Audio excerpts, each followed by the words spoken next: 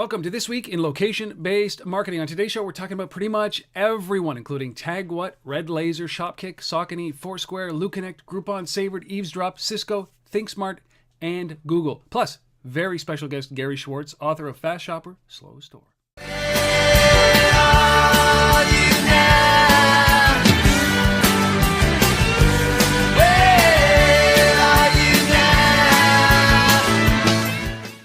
Welcome, everybody. This is episode number 97 of This Week in Location-Based Marketing. My name is Rob Woodbridge from Untethered.tv, and I'm doing this live from Ottawa, Ontario, Canada, and it is September 29th, Saturday night.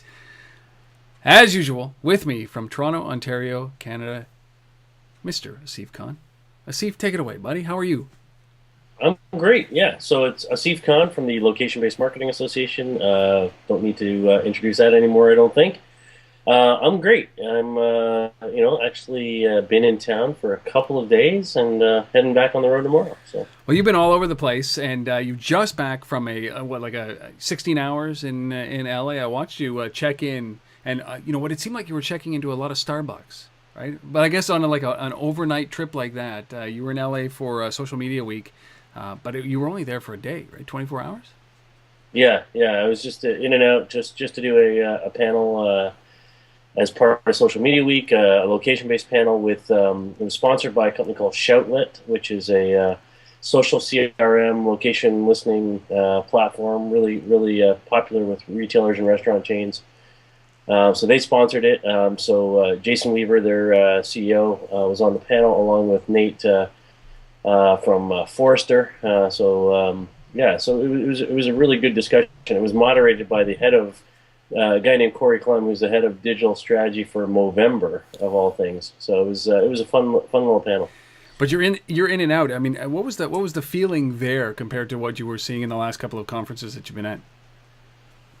It was a totally different crowd for sure. I mean, I've been coming from conferences that are pure retail or restaurant industry or mobile payments or whatever. So this was a very mixed bag within the crowd of entrepreneurs starting companies up from scratch, seasoned veterans. Like one of the founders of Zarly was in the room, just sitting back listening. Got a new startup he's working on, and stuff like that. People from film, television, fashion industry around. I mean, it was a whole mix of stuff going on. So it was good. It was good to hear like sort of different perspectives on things. Well, and obviously this is well, maybe I should ask this: was this a much more educated crowd? Like in touch crowd than what you've seen in the restaurant and the retail industry conferences, without insulting anybody? I would say people are using the tools more and certainly more familiar with things. So for sure. Yeah. Well, it's LA, right? It's Tinseltown, and you probably didn't even need a hotel, did you? You just like flew in there, spent the day, flew back that night, kind of thing. No, I did take the hotel, man. I cannot do the overnights. The red eye anymore. I'm just You're too old, man. Getting a little too old for that one. Well, that's great. And you're heading off tomorrow, Sunday for us, which is past the day I would have gotten this, but that's why we're doing it on a Saturday night. You're heading off to Chicago for what? I'm heading off to Chicago for RAMP, which is a big retail conference. It's going to be 3 days of lots of talk about retail, where it's going around mobile and location. A big focus on payments. It's going to be the first public keynote presentation by the head of the MCX group, led by Walmart and Sears and all those guys. So everybody will be sitting there with bated breath, waiting to hear what they have to say. All the other guys will be there as well from the payment side.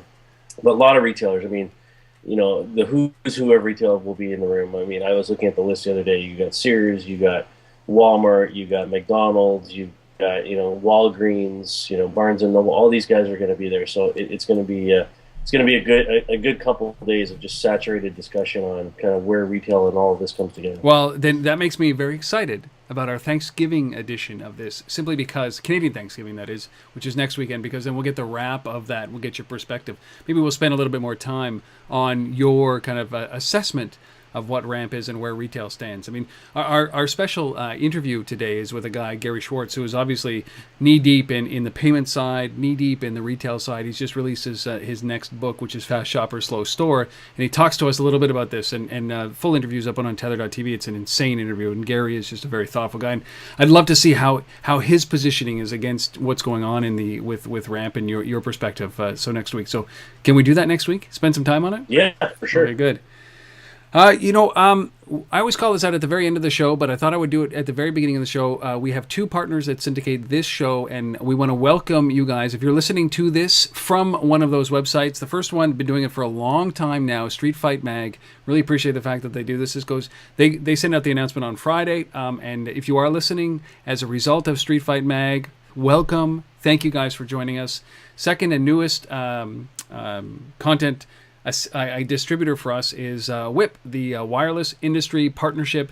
This is at whipconnect.com. We really appreciate these guys. So if you're coming from either of those sites, welcome and thank you for joining This Week in Location-Based Marketing. There are 96 other episodes behind us that are full of great content. Go and check them out on Untether.tv or wherever you found this, thelbma.com or I suppose any of the other two websites. So welcome. And just one other thought on that too. If you are listening to this and you have a site where you distribute content, we're open to that. So reach out to us and let us know. We'd be happy to have you represent the content to your audience as well. It's free. Take it while you can. It comes with both of us. Yes. Yeah. Well, we got a big week. This week was a great week. I love the stories that you bring up, that you curate, that you collate, that you bring forward here. A number of great little companies. Some companies that we thought maybe were disappearing, were being swallowed up, say RedLaser inside of eBay, but it looks like they're emerging now with some of their own strategy. We've got the greatest thing I've ever seen, LooConnect out of Singapore. We'll be talking about Foursquare and a couple of new features that we're going to be talking about there. Our usual bevy of funding and acquisition talk.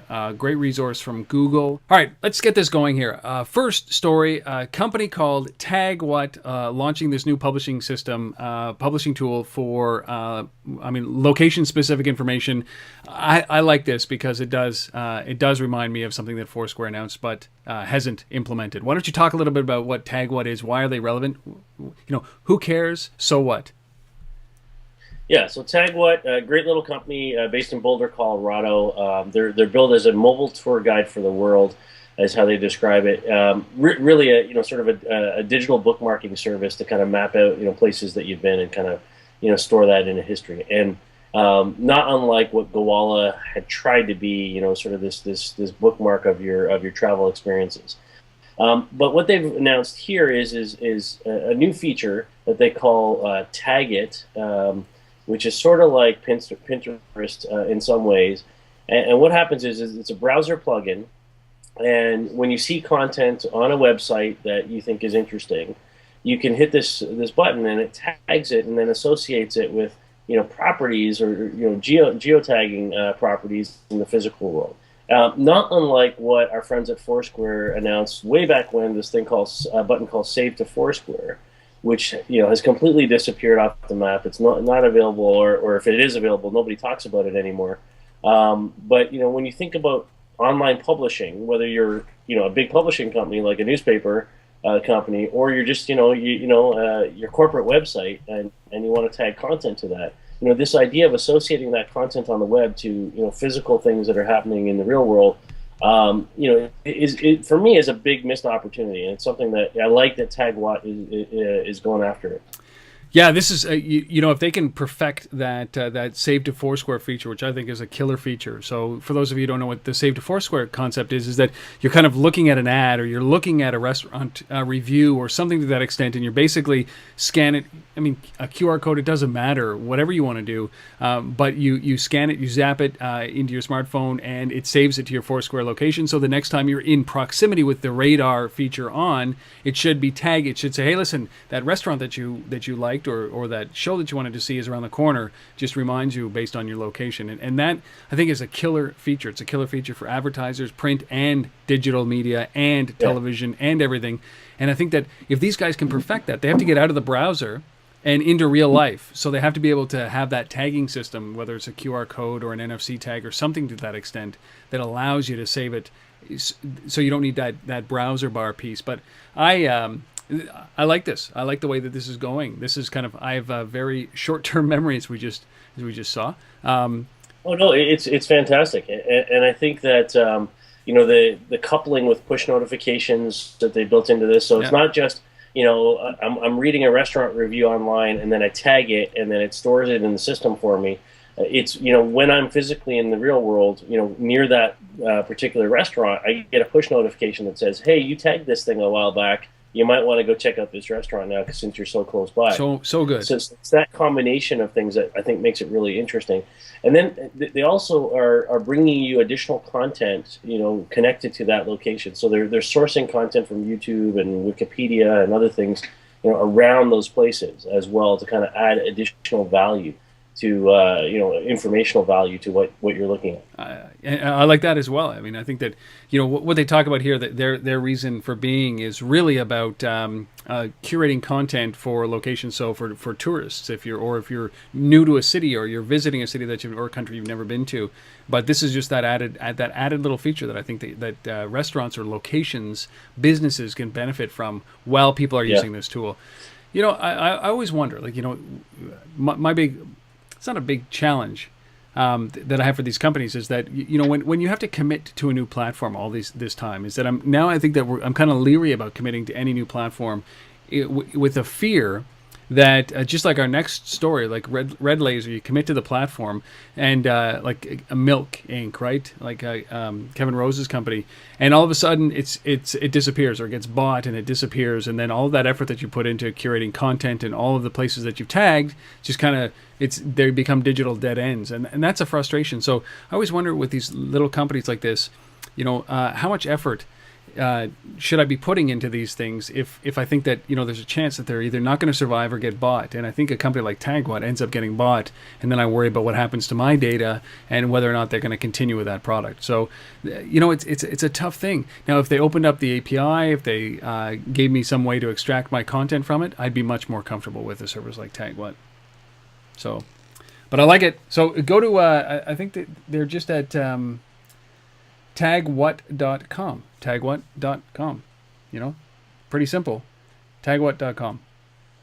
And it's a pretty cool tool. Yeah, it's a very cool tool. So it's what Foursquare should be doing. If you're still out there and you're still doing that, step it up. Please. Because Tagwhat's right on your tail. Well, that's why. They announced our fourth story. We're going to be talking about Foursquare, but they announced that, and it's so insignificant compared to something like if they did a save to Foursquare. If they just focused on that, man, they could do such great things. We'll get to that. Second story, RedLaser. Remember that company? That little company bought by eBay? That big company? Remember your prediction about eBay and RedLaser? I do. So what, they kind of rolled up their sleeves and are tackling or trying to take on Shopkick, which is an interesting play. Yeah, so if you're not familiar with RedLaser, RedLaser was one of the leading barcode scanning apps out there. A company called Occipital. Easy for you to say. Created that, and eBay acquired them in 2010, somewhere around there. And they've been sitting there with this technology. And as I said in my prediction way back when, eBay has all these assets they've been quietly acquiring and slowly putting them together, which is going to make them, a bit of a powerhouse in this industry. And so now we're seeing some of that come out in this announcement. So what they've done is they've taken the RedLaser app and they've added a geofencing, indoor geofencing capability, indoor and outdoor geofencing capability, and also combined it with Milo's real-time inventory system that they also acquired a way back. To give you this interesting capability to kind of know when somebody walks into a store, scan barcodes while you're walking around. They partner with Best Buy on this in particular. And so you walk into a Best Buy store, it knows you're there. It can deliver personal offers and rewards based on that information. The interesting thing here is when you scan a barcode now, is because they have the Milo connection, is they can tell you right away whether that product's available in stock, how many they've got, all that kind of stuff, which is valuable stuff. Shopkick can't do that today, and there's not a lot of apps that can give you that easy integration around that. I'm challenged here. What I'm challenged with is the same thing I'm challenged with Shopkick is if they're trying to go that route. Personally, I don't see a lot of value in, running around a store and completing a scavenger hunt, for some points. Like that to me is not why people are in these stores. People are in these stores to, they've done research already. They're there to buy a product, a specific product, or they're there to, price compare something and, look at available options and talk to somebody, on site who can give them additional information. For me, what's missing in this app, honestly, is they need augmented reality in this thing. And I'll tell you why. When you look at the latest of what's going on in-store shopping apps right now, and you look at what Tesco's been doing in the UK and some of these other people, is, even if you're Best Buy, which is one of the biggest big boxes out there for electronics, there's only so much shelf space. And, maybe you carry, 100 TVs in inventory, but you can only display 20 because, you have limited shelf space. Where's the other 80 TVs? How do people get to experience them? Are they supposed to go to your online catalog and take a look? Add augmented reality into this thing, and now you can, visualize the stuff while you're there. You can turn it around. You can look behind the TV. You can look at where all the connectors are. You can sort of almost touch and feel the thing, of all 100 TVs while you're there and get pricing on them. And then you can talk to somebody and buy the thing, while you're there. So that to me is the part that's missing here. From this, the RedLaser piece is cool. It's interesting. I like that I can scan. I like that I can get real-time inventory data. They have some weird open stock thing going on as part of this announcement. I don't understand that one. Maybe you can comment on that one, Rob. I'm an open stock buyer, quite frankly. These are the returns or whatever, and so the items have been open, so they usually give them a discount. You get a discount on these things. It's like IKEA's as is section, right? Where if it happens to be a return or an open box, you'll get a discount, and they'll give you inventory about open box. It's a weird thing to highlight, quite frankly. Just is that a symptom of the industry that they have so many open box returns like that because maybe somebody found a better price? That's why one of the reasons why I don't return it. Yeah. I mean, so for me, the value here is, okay, you can detect when I'm there. You can push me, offers and deals. That's cool that I'm there. Not unique, but cool. But they have to launch the app, right? That's when they launch the app. That's the only time that they can, especially for RedLaser, you can detect that I'm there, right? Yeah. Yes. Yeah. Well, no, it's geofencing, right? Yeah. So it knows that when you walked in the store, right? But I have to. So they built this geofence capability into the app, right? Yeah. So the minute you walk in, they know you're there, and then they can push you content. So that's point number one. Point number two is I can scan something. I can see whether it's in inventory via Milo's data. That's cool. A value to me. It'll push me recommendations on complementary products. So I buy a new laptop, and it'll push me recommended headphones to go with it or whatever, that kind of stuff. So all of these things are valuable. I like that they're starting to put them together, which is what I said they were going to do. But open stock, why are we highlighting that? I don't know. Well, yeah, I question. I don't question this whole thing. I understand why they're doing it, and for a long time we criticized Best Buy about not kind of putting their head in the sand around this kind of showrooming that happens where people are walking in with RedLaser and scanning it and then going off and buying it around the corner. But maybe I'm wrong here, and I've often been wrong. Where I think that the technology that Shopkick is building, and I think the technology of this whole thing seems so dated to me that it's too old. Now I start to worry about the impartiality of RedLaser. Right, when they sign up with something like Best Buy, where you walk into Best Buy, you scan a product, they'll give you the best price around that product. You can push your deals from within Best Buy. But what does that mean? The beauty of RedLaser for me was that it was agnostic.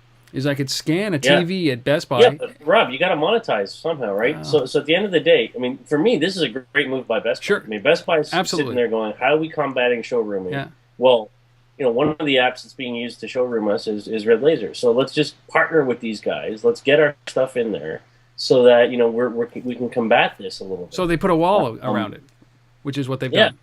Let's build a bit of an ecosystem of content and value around what people are already doing in our store. I get that. Yep. I mean, that's a great move by Best Buy. It is. And you know, I mean, I go into Best Buy with one thing in mind, to buy something that I've researched. Because I know on the website, I've done my research on the website, I know that there's inventory in the store. So it doesn't make sense for me. You know, I don't understand. I've done my price comparisons. I just think that this whole thing is dated, right? I just think that this whole process that they've gone through, Best Buy has to think a little bit more radically than using something like RedLaser to save their business. Now, for me, a Best Buy play here is to embrace the showrooming piece for everybody else. I mean, you know, if you want to be that company, Gary talks about it in his book very, very effectively. Is that, you know, Best Buy for me is a done company. I mean, if this is their innovation play, they're kind of out. Let's not hope this is their innovation play. Well, but I hope not. You know, I think this is just a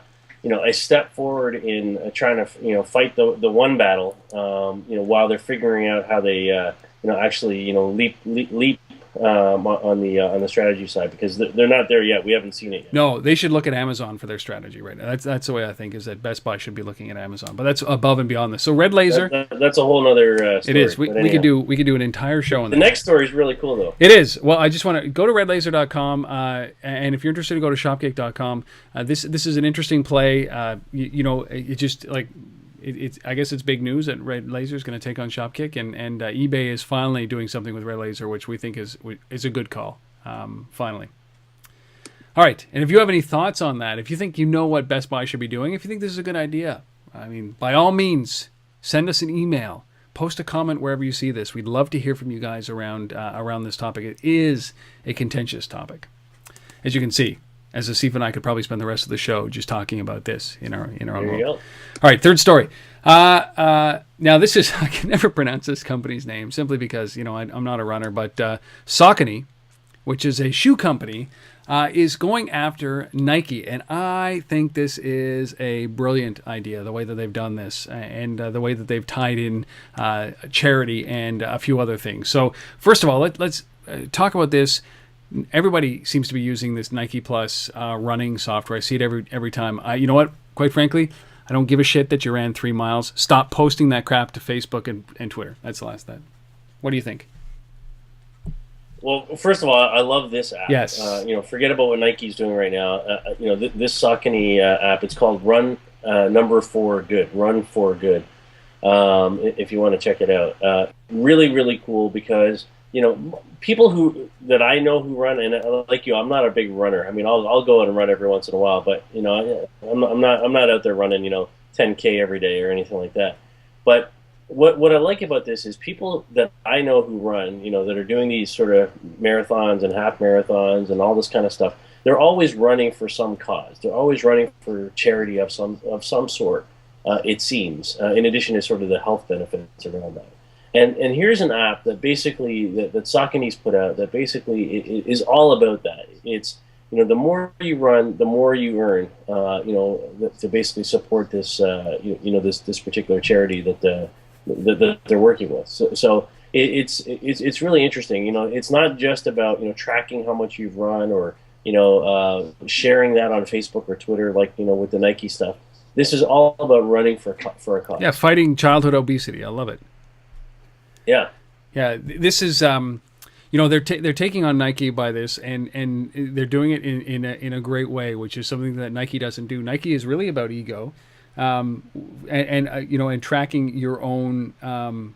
I mean your own running, but this really is. I love the charity kick, and every month, like their goal is to raise $10,000 every month, and every month they're going to go to a different charity and give that $10,000 to, and it's based on getting people active, getting people fit through this thing. So you have your own personal goals, but every time you run a mile, it contributes to the goals of reaching 10,000 miles, which would lead to $10,000 in funding or in charity donations. That is freaking brilliant. It just is. And the other nice piece about it is sort of from the location element of this is, there's a GPS component to this where you can build leaderboards within the system locally. So you can challenge friends to kind of compete with them to who can raise more money by running more miles for local charities. You can set up these little things inside of the system that are purely location based, to where you are and where your friends are and your group of runners is, And again, accumulate mileage towards those monthly goals that then triggers corporate partners that Saucony has put together that kind of then kicks in the funding. So it's really cool. So they're working with like the American Diabetes Association, and a number of others around this, but it's all about fighting obesity. Yeah, this is great. It shows you the good marriage of a little bit of innovative thinking, but marriage of how you can contribute to the greater cause, which is contributing to, for this one is fighting childhood obesity. So go and download it. It's Saucony.com or run for the number 4 good.saucony.com. And it's in the notes here if you're watching it on Untethered.tv. Just do it, give it a try, and if you're using this, let us know what you think. Is this better than Nike? It just doesn't seem like Nike has updated to this extent, and I'm a big fan of what these guys are doing. Yeah, it's very cool. And apparently there are the growth in running is incredible, and they're talking about a massive increase in the number of apps in this space by 2016. I don't know how they determine that, but they were talking about one statistic that I think it was an incredible number of people actually run. 10% of the population run more than 50 times a year in the States, which is impressive. So all the power to these guys. Go Saucony. All right, fourth story. Foursquare. This should be the announcement that says, hey, listen, they see what Tagwhat's doing. We're going to come out and we're doing the Save to Foursquare. But they've actually launched their real-time friend alerts. And I'm racking my brain. I'm thinking like, don't I already know? I'm getting notifications when people are near me with radar, and I'm getting notifications when people check into locations because that's what they do with Foursquare. So what's the difference here with a real-time friend alert? As opposed to when you check in, Asif, wherever you check in, I get that notification as well, right? What's the difference? Yeah. Honestly, I don't really know. I mean, I think this is a very, very strange announcement. I mean, this capability has been in the app for a while. Maybe they took it away, I guess, on the last iteration of the platform, the last new version of the platform. And I guess they're putting it back in and pushing it out now as some big new feature. But it's not. I mean, radar, it has been there with push notifications. This, from what I can tell, or at least the way they're positioning this right now, and I tried this the other day, but I'm not really seeing a big difference here. So what this is when you go to the online side of Foursquare, when you go to Foursquare.com and you look at your friend's profile there, while you're there, you can set this thing this feature that says always on for that particular user, and then when the person checks in somewhere, then you get a push notification. So it's based on the location. So if you say, listen, when this person checks into a location, let me know, or when they just check in general, let me know. I think. Yeah, no, this is based on the location. Whereas the other one, from the way I understand it, the other one is you just get friends. You get notifications for friends when they're in the same city, but not specific to a specific to an actual location within the city. Yeah, but I mean, when you travel. Right, and when we follow each other on Foursquare, but when you travel, I get those notifications. It says, hey, Asif checked into this location. So, I'm essentially following you, not the location. Right. So I don't know where you're going to end up, but I know where you're going, where you are. Exactly. It's weird. I don't get this. There's 3 different ways for you to find your friends now, or to keep track of your friends, and all of it sounds a little stalkerish. And they should be focusing on something like, hey, save to Foursquare. Yeah. Yeah, what's interesting? Exactly. You know what's interesting here, Asif? I just I picked up my iPhone 5 last week when it came out, and I have not installed Foursquare. How's that? Cool. I have not installed Foursquare. I still use it. How? Through Path, through Instagram, all the other services, but I do not use Foursquare, the app. It just dawned on me. Did you solve your mapping issues? Yes. Yeah, that's right. I used a third party. Mapping software. Did you see? Just as a quick aside here, I know we're not supposed to be talking about this right now, but I saw Google came out with an announcement this morning saying they'll be releasing an iPhone app before the end of the year. So you know what? It was weird because Schmidt got up and said we will not release an iPhone app. Did you see this? He stood up and he said we are not releasing an iPhone app. And I thought, like, why? they knew this was happening, they should have had one out the day one. They missed a huge opportunity to kind of swing things back in their favor. But I think that Christmas will be too late. I think that that Apple will eventually get their stuff together. But why would Schmidt say that? Why would he say that? What a guy. I don't know. Deflection. At the end of the day, sometimes the competition just, the heat of the battle, you say the wrong things. You do. Like, he was upset. He said, you know what, Apple should have just left us in there. And but that app, I use that Google app on the iPhone, and it's a terrible app anyways. It was not as rich as the Android experience, and I can understand why they didn't want it in there. It was ignored. It was forgotten. So I don't see a difference, really, between the iPhone iOS maps and Google Maps, because, you know what, I don't use them. I didn't use either of them. And I won't use the iPhone one, iOS one for directions anyways. So, but I didn't install Foursquare, so I don't really care about this. And that's okay. All right, let's get on to our last. Now this I care about: clean toilets. How's that? We do care about clean toilets. So Singapore is I think it's one of the only nations countries that has outlawed the act of chewing gum. You are not allowed to chew gum in there for cleanliness, and it's illegal. I'm not lying here. It's illegal to urinate in elevators. So don't chew gum and urinate in elevators, and use this. Yeah, I mean, Singapore is one of people, like, I travel a lot, obviously, to the U.S. and every time I'm there, I'm like, people are like, "Where are you from?" Toronto. Oh yeah, I've been there. It's so clean. Yeah. Singapore is clean. Okay, that is a whole different level of clean than Toronto. Cleanliness is a primary feature, we'll say, of Singapore. That's why this app and this website is so appropriate for a country like Singapore. LooConnect. Now, food centres, markets and coffee shops are home to the dirtiest toilets in the country. So says a recent survey conducted by the Restroom Association. But that's likely to change with a new system from RAS. LooConnect is an interactive online map that allows users to identify clean or dirty public toilets at a glance. Feedback and photos can be added to the map, alerting other users of a facility's condition. RAS says the move is not meant to name and shame. For the clean toilets, we want to really encourage them recognize their good work and encourage them to continue their good work. And for the dirty toilets, once we have identified, RAS will proactively go and approach them to see in what way we can help them to improve and turn it from dirty toilets to clean toilets. So it has to be dry, clean, odorless, and then you have all the toilet paper, hand soaps available for the user. So here's the thing. So I'm going to be in Singapore shortly, and we're launching the new LBMA chapter in Singapore.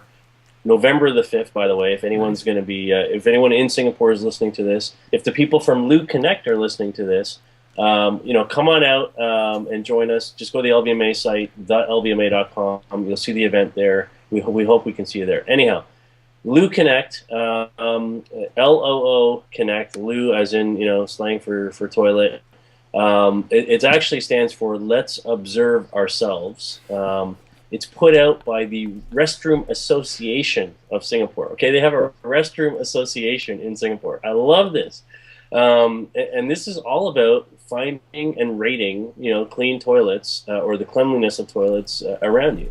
And so there's disgusting toilets as a category, certified restrooms that get star ratings. They have you can rate toilets in public schools as well. They got a school rating for toilets. I mean, this is amazing stuff.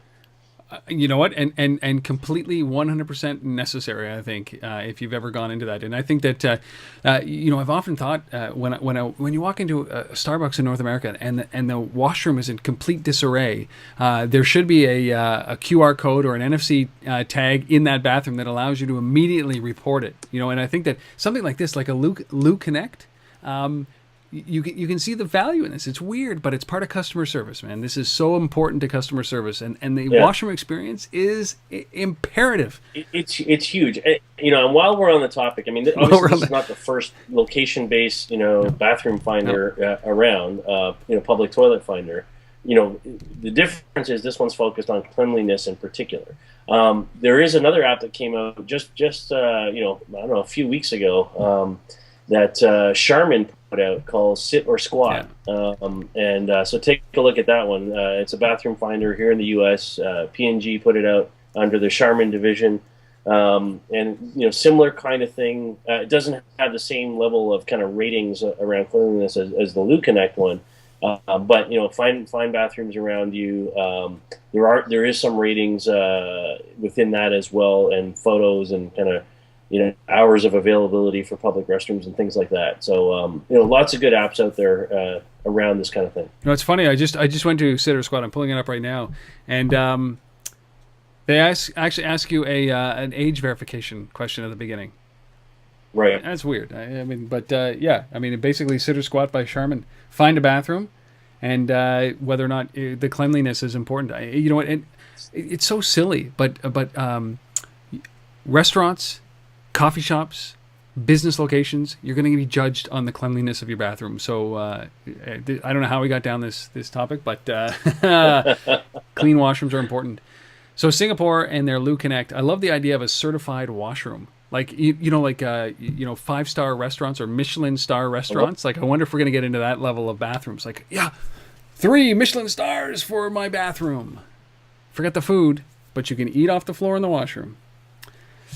Those are the 5 stories that are important for you to know about. We really think that these are very important stories. And hopefully the insight that we've given here allows you to take some of this and bring it into your business, understand what you should be doing. And if you are one of these companies that we've talked about and you want to come on and clarify some of the issues that we brought up, we would love to have you as a guest. Reach out on tether@gmail.com or asif@thelbma.com. Asif, once again, great stories. You can tell that they're great stories when you and I don't always agree. And that's the best thing about this, is that these stories are contentious because we are living this as this industry is evolving. So very cool. Thanks, man. No worries. So our guest today, great guy, a huge amount of respect for Gary Schwartz. He is the author of The Impulse Economy.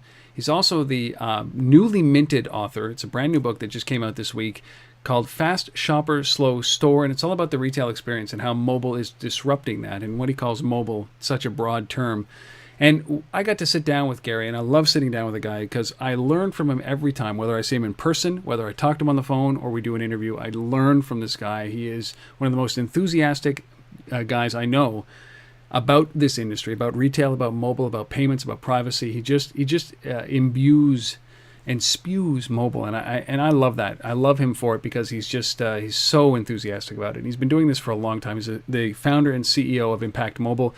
And I got to sit down with him, and we talked about why simple advertising is just not good enough anymore. And it's not a path to purchase that advertising should be leading you to. It is absolutely a purchase that advertising should be leading you to. So this is about a 6 or 7 minute segment around this very topic. It's around what is wrong with just advertising. And if you're interested in the longer episode, it's about 45 minutes. It's up on untether.tv. It's well worth it. Gary is a knowledgeable guy about this, and you'll see from this very short clip of that interview. So I'm going to roll it here. Here's Gary. Advertising. Yeah. I mean, advertising, and I know this because, the whole idea of saying to somebody, look, I'm here, I'm a branded message, I'm a billboard, I'm in the mall, I'm an advert on some sort of, digital media, whatever it is. And all it is to say, hey, I'm here, I'm a Boss jacket, and I'm here to say I love you, is such a pathetic advertising vehicle in 2010 when your customers are saying, I want to buy you, and part the purchase can turn into purchase. What is this part the purchase thing? Part the purchase is an excuse to abandon your shopping cart, because part the purchase is a very perilous path. And so from this ad, it says, hi, I'm here, to bricks and mortar or cloud, is a perilous journey where you have your competitors trying to eat your lunch the whole way. You have to move from path to purchase. Screw the path. And media has an opportunity to say not only, hi, I'm here, but hi, I'm here, I'm for sale. and I, people need to understand that media can have a a shopping network overlay. So it's not just about, and the problem is that most agencies, most brands have a media buying agency, they have a digital agency, they have an interactive promotional agency, etc. And I know those guys meet, and I know they try to be congenial and share ideas, and everybody's very mature. But the reality is that they leave those meetings and do what they do, which is buy media, run promotions, and they try and grow their budgets. So the reality is that, and we talked about this before, is that mobile, for whatever mobile means, is the most time we spend on one media and the lowest budget that we allocate. And what we need to do is to say, instead of saying, let's allocate more budget to mobile, because that's not what I'm advocating. Mobile is really cost effective, is to take your mobile and shove it into your print and shove it into the other less utilized vehicles to give it a new life. And that's where the evolution of retail is to take this newfound interactivity, and we're not talking about the web, we're talking about the newfound interactivity on devices like this, and shove it into your print. Keep the print budgets high, but make them purchase vehicles and not, hi, I'm here. I love that. That bears. It's worth repeating that. Simply, when I talk to a lot of media companies, that their whole business is on advertising, right? It is a one-way relationship. They can't get it through their head that they have to be commerce enabling. That's what. If you're a newspaper, if you are doing advertising as your business, you know what? You can't stop at the page, right? You are going to be judged now on what happens next. So you got that ad. That's great. But how many times did a customer buy as a result of that ad? And not just go into the store and say, I saw the ad. It's like, no, enable commerce at that moment, right then and there. And let me add something to that, is that if we go back to loyalist engagement, that loyalist sees that blazer, whatever it is. And I always say, when you window shop, you would not window shop if that store didn't open in the morning. Right. You window shop because there's a possibility of purchase. People only are interested in your product because they have the possibility of buying it. So give them the opportunity to buy the damn thing. And let me tell you, statistically I can tell you, when we put a messaging call to action to our customers out there to say, message product information, full launch, sale, whatever it is, we get, say, let's say an N click-through rate. When we start talking about, when we introduce color, and when we introduce a shopping call to action, in other words, it's not just that we have a full promotion, and click here and buy it, we get 6 times, 6N, the click-through rate. So I can tell you right here, as I live and breathe, that this is not an abstract concept. Your loyalists want to buy. You need to focus on your loyalists. You need to get them in your circle of trust through all your retail touch points so that they don't abandon you when they're shopping across and fluidly and promiscuously across all those touch points. And then give them something to buy. And I can't understand how a retailer who's in the business of selling can't understand that the consumer wants to buy. Like, it's mind-boggling, isn't it? Because, like, it is. This is your business. What is that? Like, and that is Gary. So you see the enthusiasm that he has for this industry, and his book. It's a short book. It's $1.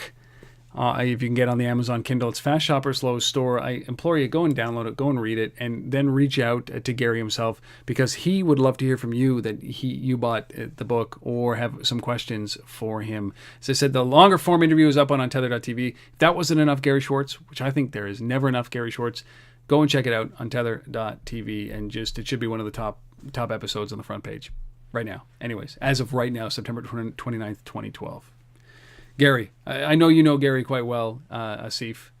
I do, yeah. Actually, I just saw him a couple weeks ago, and we were both in Denver for that mobile payments conference. And yeah, fantastic guy. Always has something valuable and interesting to say. So go buy his book. Support the guy.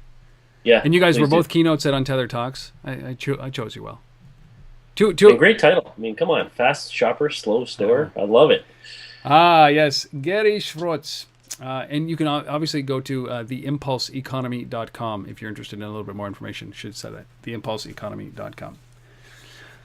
All right, on to our funding and acquisition news. This week, big companies getting into the fray, small companies getting a little bit of funding, but two acquisitions and a small amount of money being invested into a company. The first one, as Groupon tries to figure out their business model and transition away from what was, I think everybody's kind of waking up and realizing that, hey, it's a publicly traded coupon company at a great discount for their shares.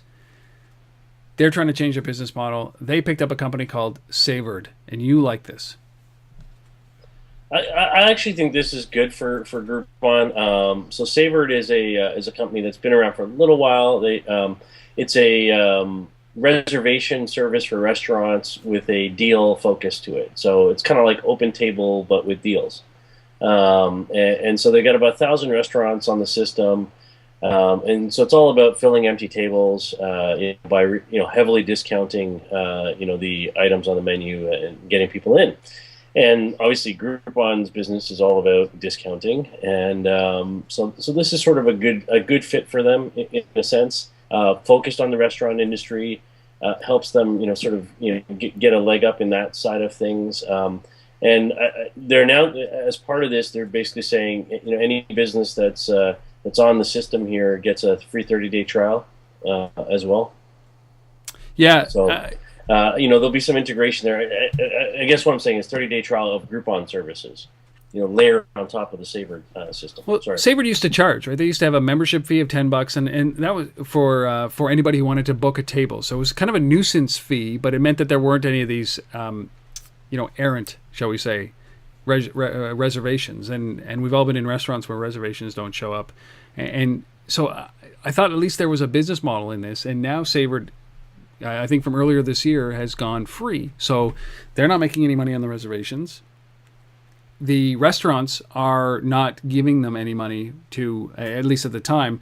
There's no sharing of or swapping of fees based on the discount rate or bill value. So I don't know how these guys are making money unless they're charging the restaurants to actually display in the website. And that doesn't seem like a restaurant would pay for that. But they no, and I don't know either. But the one thing that I thought was interesting about this is Groupon is letting Savored run as a separate standalone business. Yeah, so they don't. So they don't ruin. So that's kind of interesting, and we'll see how that plays out and how much integration happens between the Groupon platform, in particular the Groupon Now platform, and what's happening with the Savored system. I think it's a good avenue for Savored, definitely. But I just pulled it up on the screen right now. There's a 30-day free trial for restaurants. So I'm going to assume that there's a fee for restaurants to be a part of this. I'm not sure what it is, and again, I don't know how effective it is. But Groupon buys them. No terms of the deal were disclosed. But I think that this is just one of many more acquisitions that Groupon is going to be doing in order to be able to change their business model to a much more relevant business, really, quite frankly, one that actually maybe makes some money and creates value. What I love about something like Savored is the fact that it's about that excess inventory. When the tables are empty, the restaurants need to fill tables all the time. So I love the discount by time initiative. So I think this is probably a good thing for Groupon. And I'm not saying that Groupon's smart. I'm still not saying that Groupon's a business yet, but I think this is a good acquisition, hopefully. But then again, on the other side, I think Asif, man, what am I talking about? It's bullshit. These guys aren't making any money.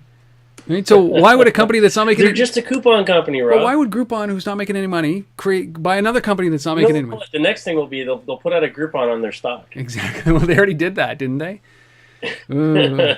All right. So Groupon buys Savored. I don't care. I just think that Groupon's a terrible company. So, second story.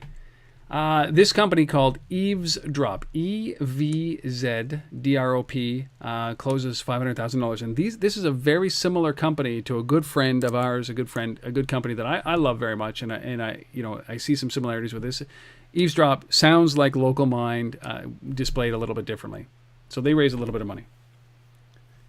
Yeah, I mean, first of all, this is another Chicago-based company. I mean, Chicago is just a hotbed right now of startups in this space, in the location world, whether it's Groupon or Belly or now Evzdrop or whatever. I mean, there's just a lot of activity going on around there. So this is an iPhone app. They raised 500K. It's coming from a bunch of angel investors. Co-founder is a guy named David Rush.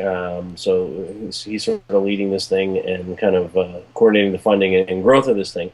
But what is it? For me, it's kind of like a mashup of local mind and broadcaster of sorts. So this is about people being in places, leaving messages, for others to discover, tag to maps in the future, as well as real-time opinions and insights from people who are actually there right now. So it's the combination of those things.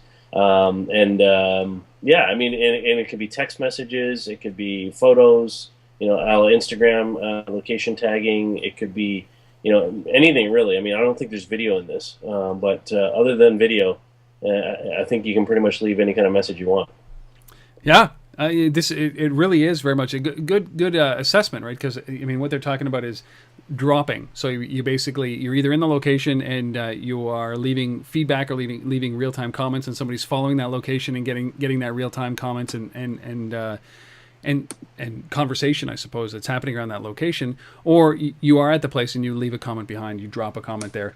This is a really interesting. It's very interesting. It sounds like LocalMind, really, quite frankly. Yeah. The other thing I really like about this is there's a business angle to the Evzdrop platform as well. So if you're a business owner, they've got a dashboard that they've built that lets you go in and analyze all the drops that have been left, at your place of business. And you can kind of look at them by location, by sentiment, by demographic, by a bunch of things. So you can actually get some real nice data and analyze this data around what's actually happening at my location, what's been left here, what's been dropped here, and then obviously you can kind of create campaigns to react to that and kind of hopefully act on that in the future. So really cool. No complaints here, no complaints at all. So go to Evzdrop.com. You'll see some information about those guys. Also check out localmind.com. Similar in scope. Yes. More real time, I would say. LocalMind allows you to reach out and actually tap somebody on the shoulder who's in the bar and get an insight from an expert. Or also a little bit of differentiation is that if you like sushi in a location or in a city, there are tagged experts in sushi that you can reach out and say, where should I go? So it's a little bit different. But boy, it's cool. It's getting competitive in that space. Third story, big company. Heard of this company, Cisco? Not the food company, Cisco, the router company. This is probably right up your alley. This takes you back a couple of years before the LBMA, Asif, when you were the Wi-Fi guy, right? Picking up a company called ThinkSmart Technologies. It does take me back, but not so far back that it's a hot thing right now. So I get why Cisco's buying this. So Cisco bought a company called ThinkSmart Technologies. These guys are based in Cork in Ireland, this is all about location analytics. So ThinkSmart is a company that basically helps you understand what's happening inside of a location based on the Wi-Fi technology that's sitting there. Explain that. Not unlike what a lot of the third-party guys have been doing anyways, the Point Insides of the world, the Wireless Works, the Proximus Mobilities, all these indoor location guys that we've talked about before. ThinkSmart is a company that is in that same space. So they're helping you understand, inside your retail store, analyze the data that's in there. How long are people, staying? What time of day are people coming in? What venue are they coming from? All that kind of stuff. So it's a pure analytics, data analysis, crunching based on Wi-Fi. Obviously, Cisco is a hardware company that makes a lot of these Wi-Fi systems. So layering this kind of analytics tool on top of the existing hardware potentially in the future, and having that be part of what you sell when you sell that Wi-Fi router is pretty powerful. Yeah, I would say. And but how does this work? Is it's anonymous data that it's picking up? Because it's picking up things like dwell time, and I think that those are really important statistics. Yes. So the way most of these systems right now are working is that you basically gather the SSID information and then combine that with unique IP information off of the individual device. You don't necessarily know who owns that device or who they are, but what you can tell is that particular device, comes here every Tuesday at 3 o'clock for a coffee, and then when they're done there, they go to this place at 6 o'clock, and and so on and so forth. So you have all this data that's sort of anonymous, but but not in the sense that it's tied to a single device ID. Yeah, I mean it's very, very important. You think about the data that you leave behind when you log on to a free Wi-Fi connection at Starbucks, right? They have that much. They have that understanding of you that you were there for 2.5 hours. Yeah. And then they look at the sales during that period of time. They can correlate all those things. They look at your frequency, and especially in retail, I think this is key. Dwell time basically is the key to retail engagement, right? So this is really important when you start to talk about free Wi-Fi. And I love this. I love this kind of stuff. And we're big fans of analytics. So obviously anything that has to do with crunching the data and then using the data, not just putting it into a database and saying, hey, we got it. Don't worry. It's right here. Database is right here. We got the data. Use the data. Find your one metric. Leverage that one metric, and then actually do something. Action on it. And I think that this is one of those acquisitions. Cisco, they are the router company, right? So at least they were. Yeah. Mm-hmm. All right. Groupon buying Savored. We got a little company called Evzdrop getting $500,000, and Cisco acquiring ThinkSmart Technologies. If you have a deal, if you're funded, if you're about to get funded, if you're in embargo, you can't talk about it, and you want us to actually push it out when you can talk about it, let us know. Reach out, untether@gmail.com or asif@thelbma.com. We'd love to feature it. I don't care if it's $1 or $5 or $10, $1,000, $1 million. Reach out. We will feature you in our funding or acquisition. And if you've got some bucks kicking around and you want to fund Rob and I, or you want to sponsor this show, we're open to that too. We are 100%. 100% open to that. $20 and a case of beer. We are Canadian. That's about all, right? Yeah, something like that. Well, that should do. Yeah, don't quote me on that.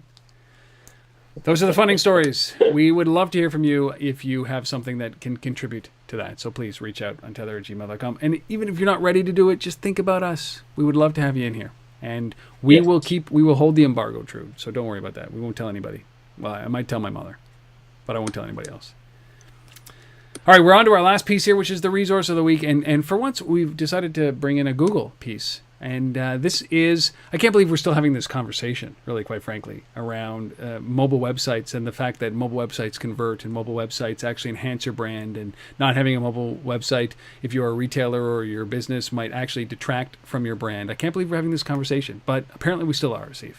I can't either, but you know what? It's surprising the number of times I get asked about this on a panel. When I'm speaking somewhere, what do they ask you? Whatever, like by a retailer. Should we do this? Should we build a mobile site, or should we do this? Should we have a mobile app? Should we, whatever?